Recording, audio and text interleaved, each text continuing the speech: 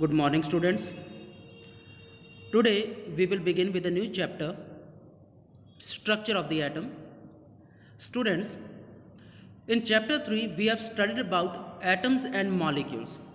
We have studied that atoms and molecules are the fundamental building block of the matter. That means these are the smallest particles that constitute a matter. We have also studied that atoms of different elements, they are different in nature. Moreover, in Dalton theory it was written that atom is the indivisible particle which cannot be further broken down into anything, which means it is the smallest ultimate solid particle. But in this chapter we will be going to study that it is not so. Atom is further divisible and there are more particles which are present within the atom. These are called subatomic particles, namely electron, proton and neutron. Moreover, in this chapter we are also going to study about the structure of atom, that means how these subatomic particles are present within the atom. So let's begin now. Now students, you have already learnt in lower classes that objects get charged up when they are rubbed with something, and they usually acquire opposite charges, and if they have opposite charges they attract each other, and if they have similar charges they repel each other. That is the electrostatic force of attraction topic.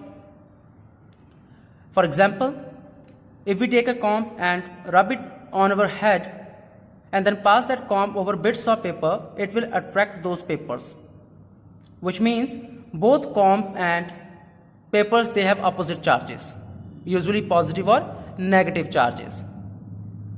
Now the question is, from where does this charge comes from? Why one of the substances is positively charged whereas other one is negatively charged? This means that these charges are already present within the matter. And since we know that each matter is made up of atoms, that means these charged bodies are already present within the atom. So the negatively charged bodies are called electrons and the positively charged bodies are called protons. So now we will discuss the activities that led to the discovery of these electrons and protons. First of all, electrons. Now student, it was J.J. Thomson who first of all performed an activity. In this activity he take a discharge tube, which is basically a cylindrical glass tube just about a few centimeters in length, and in this glass tube he filled a gas at a very low pressure. The low pressure is maintained by a vacuum pump which maintains a low pressure within the discharge tube. And in this discharge tube these are the two electrodes which are connected to the negative terminal of the battery. This is the battery, and another one is to the positive terminal of the battery. Now the electrode which is connected to the negative terminal, it is called cathode, and the one which is connected to the positive terminal, it is called anode.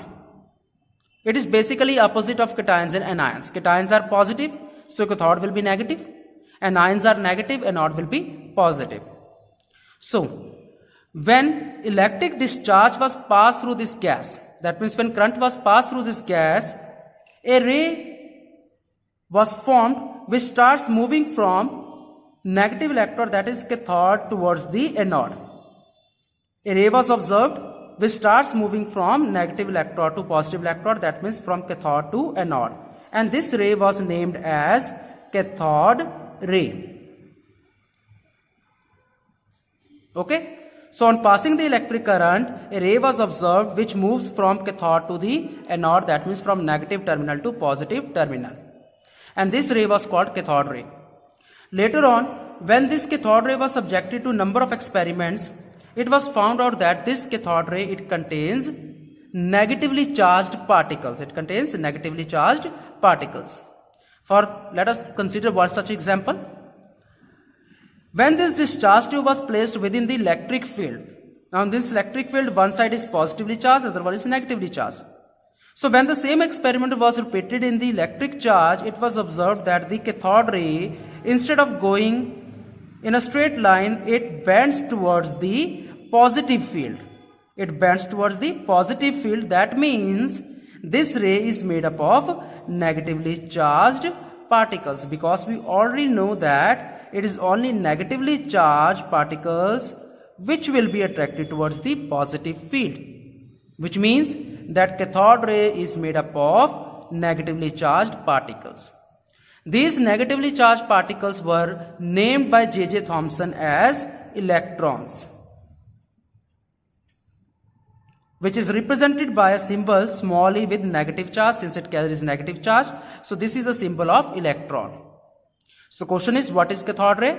It is a ray which is made up of electrons and which moves from cathode to anode in a discharge tube in the experiment conducted by J.J. Thomson. Now, some of the important characteristics of electrons are: the charge present on each electron is minus 1.602 into 10 raised to minus 19 coulomb. This coulomb, capital C, is the unit of charge, and the mass of each electron was found to be equal to 9.1 into 10 raised to minus 28 grams.